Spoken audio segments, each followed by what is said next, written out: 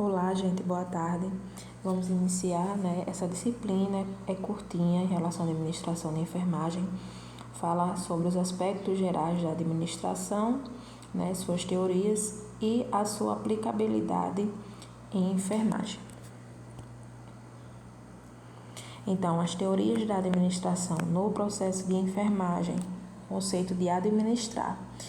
Administrar é um processo de planejamento, organização, liderança e controle do trabalho dos membros da organização e do emprego de todos os outros recursos organizacionais para se atingir os objetivos estabelecidos, E aqui a fonte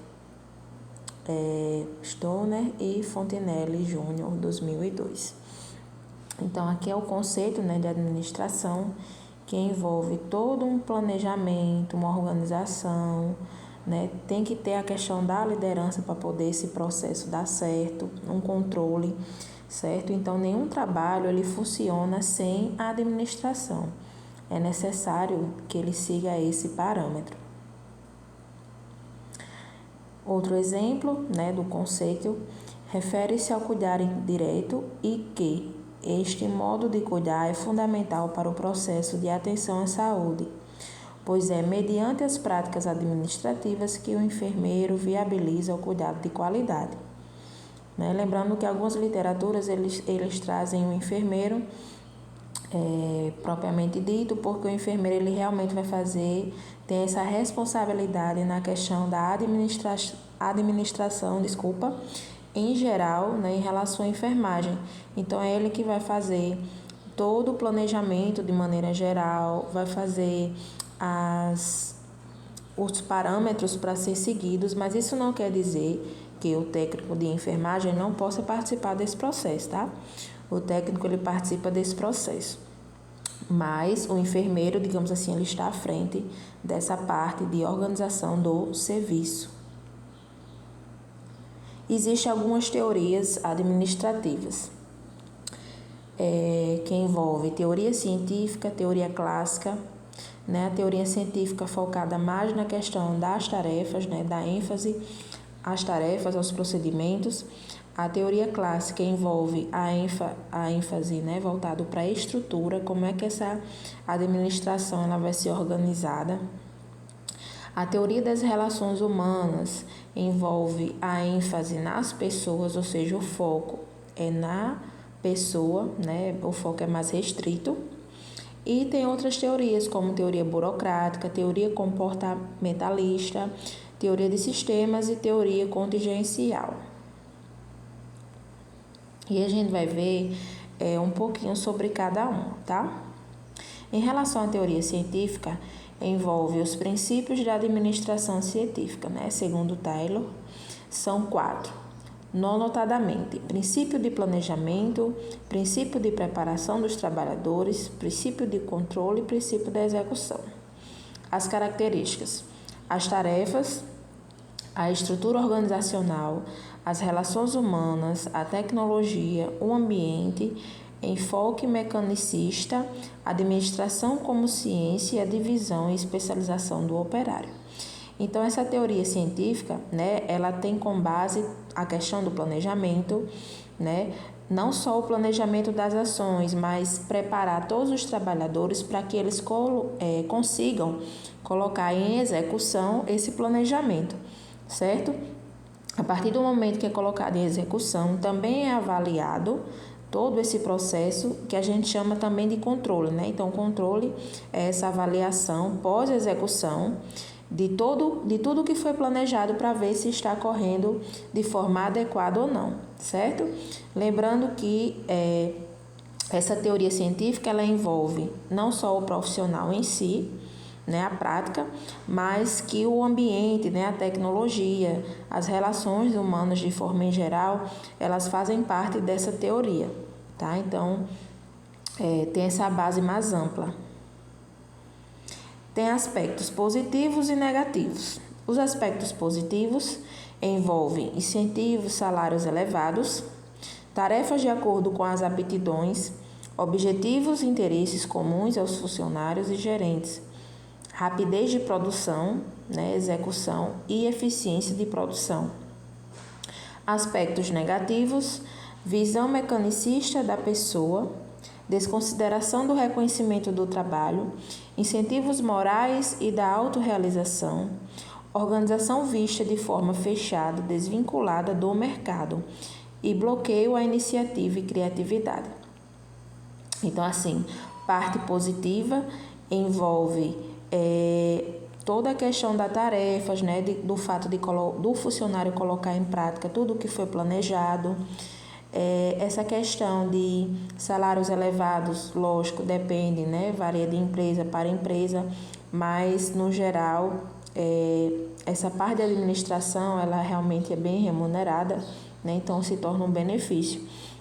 E a eficiência da produção, né, a partir do momento que existe um planejamento e esse planejamento é executado de acordo com o protocolo, então vai haver uma eficiência de produção, vai haver uma eficiência de quê? Na prática, né, de controle de procedimentos, controle de pessoal e funcionários. Então, o sistema ele vai funcionar bem, né? Então, muitas vezes a gente vê um sistema desorganizado, né, com déficit em vários setores. Então, no fundo, o déficit ali é aonde? Na administração, tá? Em relação aos aspectos negativos, é justamente a questão da mecanização, né? Então, o protocolo já está pronto, as pessoas elas não vão ter necessariamente aquele trabalho de estar refazendo esse planejamento. Geralmente o planejamento é refeito uma vez ao ano, mas assim, às vezes é necessário uma alteração em menos de um ano, né? Porque tudo vai depender do setor, das necessidades, né? E as necessidades envolvendo saúde mudam constantemente, certo? Então, o aspecto negativo seria justamente o fato de ficar mecanizado, de fazer apenas o que está no planejamento, apenas o que está no protocolo, nada além disso, tá? E o que é que acontece, né? Como consequência, é justamente o bloqueio da criatividade, da iniciativa. Então, o profissional só faz o que está no protocolo. Ele, às vezes, pode achar que pode fazer algo mais, mas não faz porque não está no planejamento. E nem sequer pensa, né, no que poderia ser feito para poder potencializar isso. Então, fica aquele bloqueio realmente específico só para fazer o que está a nível de planejamento, é o que já foi prescrito, tá? Qual a contribuição para a enfermagem? Nesse processo, a contribuição envolve a melhora da produtividade, né? Uma vez que eu estou seguindo o planejamento, esse planejamento ele foi calculado através de coletas de dados, tudo minuciosamente articulado para que tenha uma melhor assistência, melhor distribuição profissional, que seja tudo da melhor forma possível, de acordo com as necessidades. Então, a produtividade ela melhora. Existe a questão da divisão no trabalho, né? Porque cada profissional vai ter suas atribuições, vai ter seus deveres, né? Então, essa divisão do trabalho ela fica mais limitada realmente. Tem a análise de como analisar o tempo de execução de tarefas e a qualidade dos profissionais. Então, tem como verificar o tempo que os profissionais estão passando para específicos procedimentos. Os procedimentos estão feitos na qualidade ideal, né, na forma correta que é para fazer. Então, todo esse planejamento envolve isso. Elaboração e adoção de manuais, né? Então, o Ministério da Saúde, ele sempre está colocando o quê? Protocolos, né? Protocolos, manuais de orientação a nível profissional, de orientação a nível organizacional, mas que não impede que cada empresa, né, ela faça o seu próprio protocolo, né, no sentido de fazer uma adaptação mais específica para a sua realidade, porque cada empresa vai ter uma realidade específica, certo? Algumas funções básicas em relação voltada para a empresa, tá? Funções técnicas relacionadas com a produção de bens ou de serviços da empresa. funções comerciais relacionadas com a compra, venda e permutação, funções financeiras relacionadas com a procura e gerência de capitais, funções de segurança relacionadas com a proteção e preservação dos bens das pessoas, funções contábeis relacionadas com inventários, registros, balanços, custos e estatísticas, funções administrativas coordenam e sincronizam as demais funções. Então, todas essas funções são funções bases para que o processo de administração, ocorra de forma melhor possível. Vai envolver o pessoal, os funcionários, os pacientes, os empregados, envolve toda a questão de documentos da empresa, documentos de cada setor, evolução de paciente, protocolos, protocolos de prevenção, contra infecções hospitalares ou protocolos de prevenção de acidentes, na saúde focada para a saúde do trabalhador. Então, tudo isso envolve a parte administrativa, porque tudo isso é feito com base em quê? Em um planejamento, posteriormente isso, a sua execução e o seu controle, certo? Então, todas essas funções, elas estão relacionadas, envolvendo também o quê?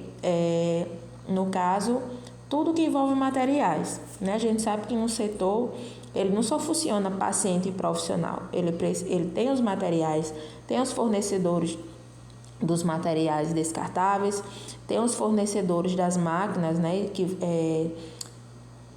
a empresa compra essas máquinas para controle, de saúde, do processo de saúde, doença do paciente, feitas as manutenções dessas máquinas, tem toda a questão estrutural de adaptação, então assim, tudo isso é envolvido nesse processo de administração.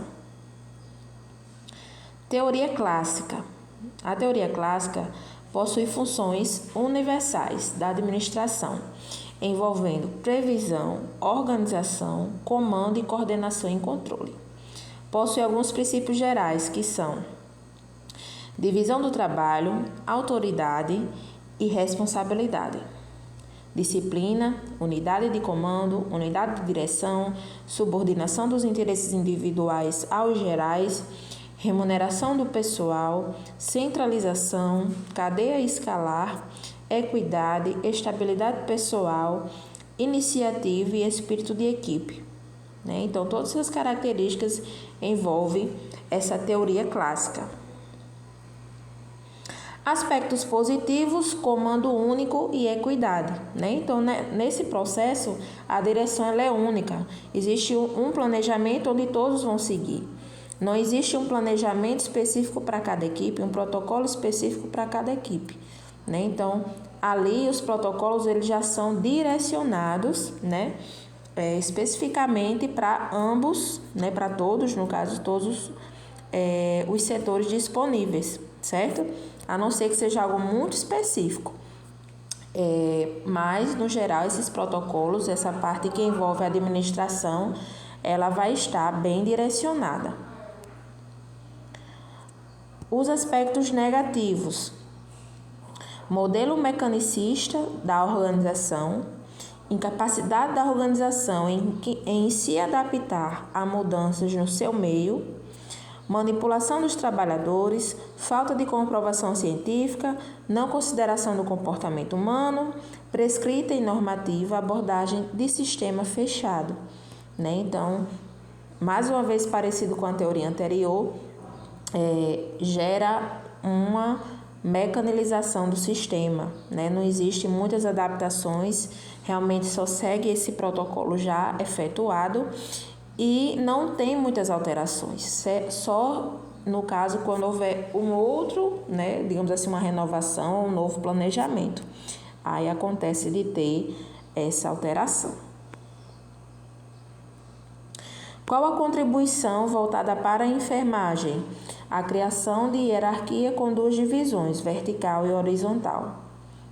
Crítica na aplicação da enfermagem é uma hierarquia rígida, não tem a contemplação de relações empáticas dos trabalhadores, uma rotina de atividades e avaliação das atividades sob a forma quantitativa e não qualitativa. Então, nesse caso aqui, envolve mais a questão de quantidades do que qualidade, né? Por exemplo, quantas aferições de pressões foram feitas, quantas trocas de curativos foram feitas. Então, existe uma preocupação maior a nível de quantidade e não de qualidade, né? Porque a gente sabe que um trabalho de qualidade, ele muitas vezes requer mais tempo. Então, o ideal é que a gente, na prática, não foque muito em quantidade, e sim na qualidade. Lógico que ninguém vai trabalhar, né, quase parando, né? A gente tem que ser proativo, fazer tudo dentro do planejado, mas sem demora, né, sem estar remanchando, mas que de fato preste um atendimento ideal para aquele paciente, para a necessidade que ele está apresentando. Teoria das relações humanas. Princípios. As relações humanas são a variável fundamental no contexto das organizações. A principal motivação do indivíduo é estar junto e ser reconhecido pelos outros. O comportamento do indivíduo no trabalho é determinado pelo grupo a que pertence. O grupo a que o indivíduo pertence tem uma natureza informal. E aqui tem a tabela comparativa em relação a aspectos positivos e negativos. Aspectos positivos, né? Envolve o quê? O apoio, reconhecimento e segurança transmitidos ao trabalhador. O trabalhador é chamado para a tomada de decisões, fazendo com que se sinta parte integrante da organização, né? Aspectos negativos: diminuição da atenção dada ao consumidor e à empresa e possíveis conflitos entre grupos, né? Então, nesse processo está sujeito, claro, a conflitos, né? Conflitos, quando a gente fala nesse processo de administração, conflitos de interesse, certo? Então, o foco aqui é justamente em prestar a melhor assistência, né? E que esse planejamento, essa administração seja feita da melhor forma possível. Inclusive, que não seja só feito pelas pessoas que estão voltadas para a administração, mas que o trabalhador ele participe desse processo.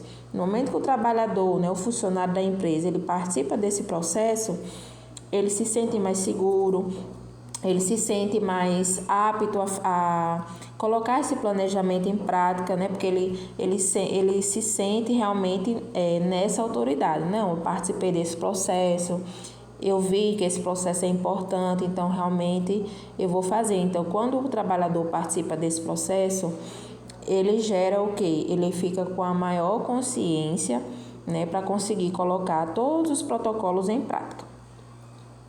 Então, gera o quê? Uma visão holística do trabalhador. O que é holístico? É justamente a gente ter essa análise completa, né? O paciente está apresentando dor, né? A gente tem aquela visão.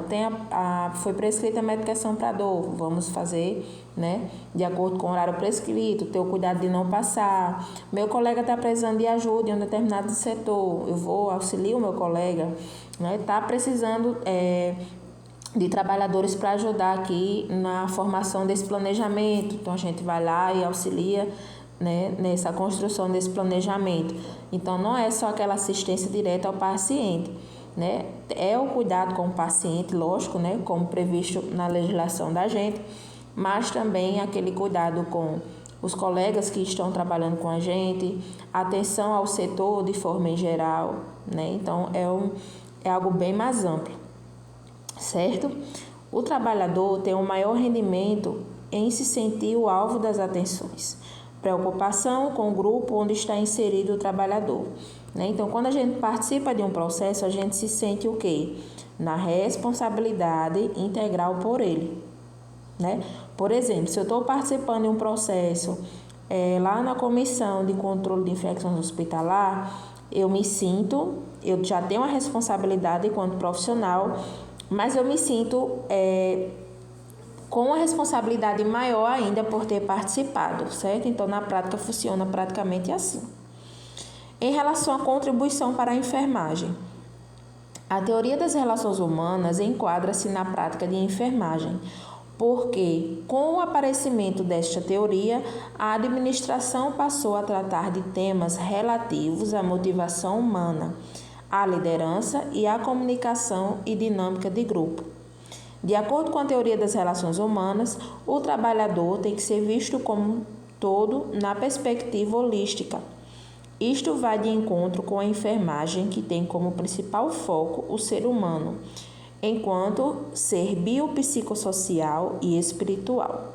A enfermagem trabalha com o indivíduo vendo holisticamente, tá? Então, só para reforçar, a gente viu, né, ao longo do curso, vocês viram a importância da gente tratar o paciente não só com foco na doença, não só a questão do bem-estar físico, né? Sempre temos que associar também a preocupação a nível psicológico, a nível social, a nível espiritual, né? Não só a nível biológico, que é da parte física propriamente dita. Então, essa relação ela tem bastante pontos positivos devido a isso, porque a gente vê o paciente como todo, vemos o trabalho, né, como um auxílio também para os profissionais que estão ali com a gente, formas de contribuição para o setor. Então, é uma visão bem mais ampla, não é só focada para o paciente e também não é só focado para o processo saúde-doença, parte física, né? Então, envolve também as outras partes. Teoria burocrática, né? Max Weber compreende a organização do indivíduo num contexto das sociedades industriais, onde tem falhas nas teorias clássicas e nas relações humanas, né? De acordo com essa teoria. Envolve um desenvolvimento empresarial, o aumento do número de trabalhadores, foca a estrutura e os indivíduos da organização, cria modelo de organização, onde esses modelos envolvem regras racionais, descrever variáveis e descrever o comportamento dos membros. Então, quais as características, né, dessa teoria? Ela envolve uma máxima eficiência, racionalidade, adequação nos meios para atingir os fins, ajuste dos meios de acordo com resultados esperados, organização minuciosa, normas impessoais e hierárquicas e controle exaustivo de atividades. A burocracia fundamenta-se em 6 dimensões: divisão do trabalho, hierarquia da autoridade, regulamentação, comunicações formalizadas, impessoalidade e competência profissional, né? Então, a prática dessa teoria envolve todos esses fatores. Não só a questão de divisão de trabalho, né? Que é cada profissional fazer, né, apenas o que lhe compete, mas envolve também outros fatores, né? A questão de autoridade, a questão da regulamentação, onde todo o processo da prática profissional ele tem uma regulamentação, então essa regulamentação ela é seguida. As comunicações elas são de maneira formalizada realmente, né? Então a comunicação ela consegue ser bem ampla. Existe também a questão da impessoalidade e competência profissional, né? Então, impessoalidade não quer dizer falta de empatia, né? Mas impessoalidade no sentido de o que deve ser feito de forma neutra será feito de forma neutra, né? E competência profissional que cabe, né, a cada profissão sua respectiva competência, suas atribuições. Aspectos positivos: impessoalidade na distribuição de tarefas e racionalidade. Objetivos: rapidez na execução de tarefas e procedimentos, redução de conflitos entre profissionais. Uma vez que tudo isso está articulado, todo esse processo de atribuição, esse conflito, né, que geralmente existe entre profissionais, ele é reduzido, ele muitas vezes não acontece, certo? Lembrando que todo planejamento e protocolo, ele vai gerar o quê?